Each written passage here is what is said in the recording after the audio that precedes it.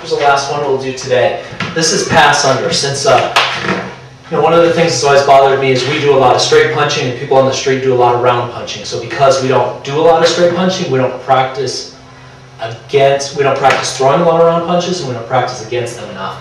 So from other cross training I've done, I've picked up a few other drills that I kind of like for round punching. So I call this pass under because pass over is one particular style that we learned from Filipino huba drill, where if he punches across my temple, round punch, pass over would be I would lift my elbow over my head, sweep him across, and then I would counter in one method or another.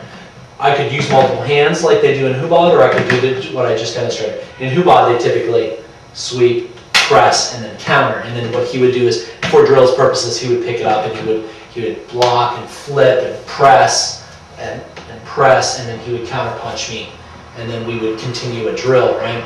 But if you do it for realistic purposes, your elbow can lift higher than the crown of your head. So what you can do is you can take even a nice powerful punch right at the temple and lift it right over your head, and then you can counterattack fairly well. So that's pass over, and I think that's pretty easy. I think a lot of people probably do that. So pass under, though, is where he punches me here, and what I'm going to do is I'm going to probably attemi his face to get some distraction going on.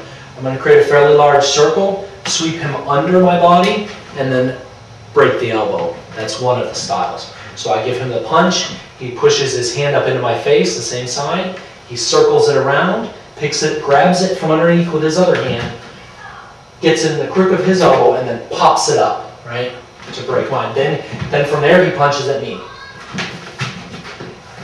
And then I break it. I could step through. Obviously, we have to do this quickly or we're going to get punched.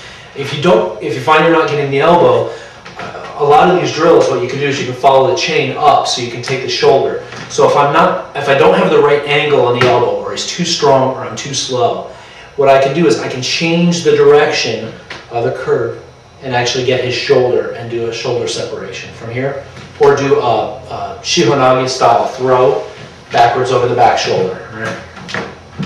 Not that I want to do shihonage, but the shoulder separation works fairly well. So he's going to reach towards me with the same side hand, curve this under, catch it with his other hand, and then break it. Now he may step all the way in, like the jiu-jitsu guys do, put the dip down, and then break this right over his shoulder like that. That's one way, and then turn around and then punch at me. And then I would do the same. We could practice it like that. Boom. Now from the inside. From the inside. Oh, there's one way, right? Now, there's a number of variations in the ways you can do this, right? One of the ways the Wuzu and the White Crane guys do this is this way. What they'll do is they will take and they'll pick up this hand and they'll swing it to this side, and then they'll do one of two things. Wuzu guys will typically do this.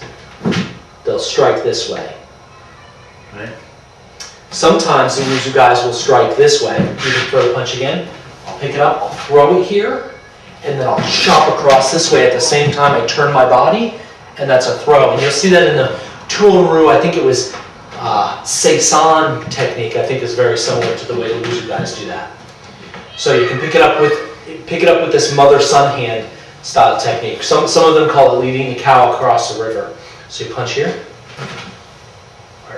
I'm blocking sort of kakyuk style, but what I'm going to do is reach down and use this to not only turn, but pull this. And obviously, at this point, I could use that as a knee strike. So these are all several variations on what I call pass under. Right? Good. Right. Hit, come in, and break.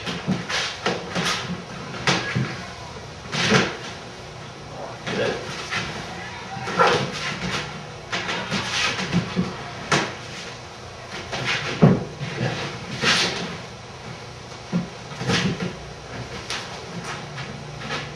From the inside.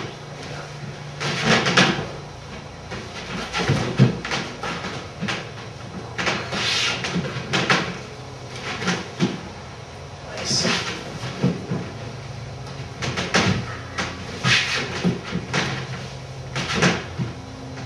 If you had a chance to work Mr. Liu likes to do this one. Bam. He doesn't even let it pass all the way under. He traps it here, and then elbows this way. So he'll catch, break, and elbow back in the other direction. So that's another way, but it's a little harder to work with your partner. If you catch that way, you'll get a very similar shoulder lock to what I was talking about before. If you don't catch this at an angle where the elbow is in the correct angle, let's say his shoulder's down, I catch this here. At the same time, this is the shoulder lock I'm often looking for after I miss any elbow lock, any type of an elbow bar. So practicing a lot, all these variations on a pass under are something we've been working on. Right?